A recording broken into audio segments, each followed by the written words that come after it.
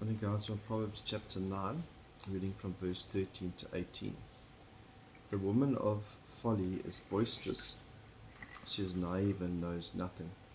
So if we look at the character of a godly woman in the Bible, she's quiet, submissive, gentle. She's not boisterous, loud. In fact, the word quietness is often repeated for a characteristic of a woman in Proverbs.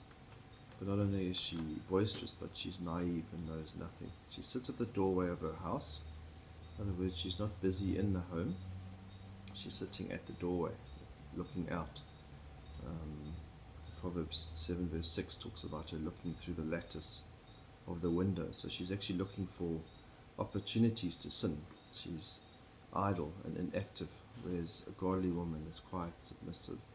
She's at home. She's busy at home. Titus and Timothy talks about her being the manager of the home. And she's also looking to be seated, it says in Proverbs verse 14, at the high places of the city. That's where her husband should be, at the gates, and respected in the high places. But she's looking for places of honor and trying to make a name for herself. And Proverbs 31, the godly wife talks about her husband being known in the gates and sitting among the elders of the land.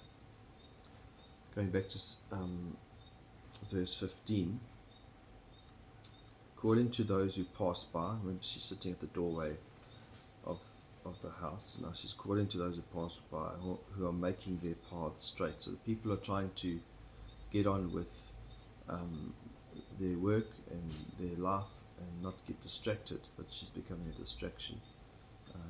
Being on the straight path is being on the right path.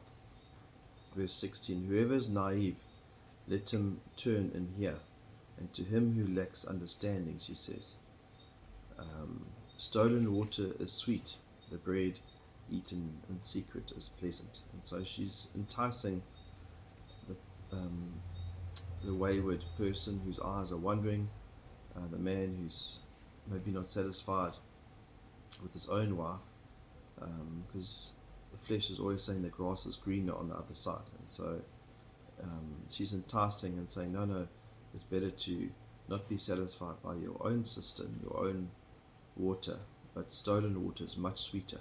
And that's the lie of Satan, is that it's always better on the other side.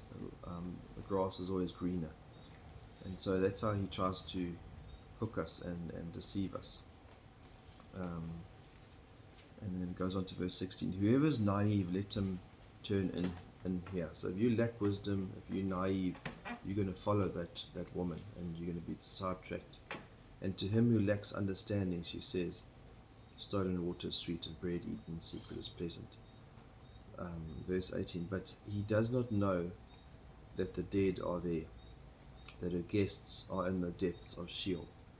And that's where her path leads. And so as soon as you go down that path of not drinking from your own cistern, as Proverbs 5:15 says, but trying to go after sweeter water, then that path ultimately leads down to death.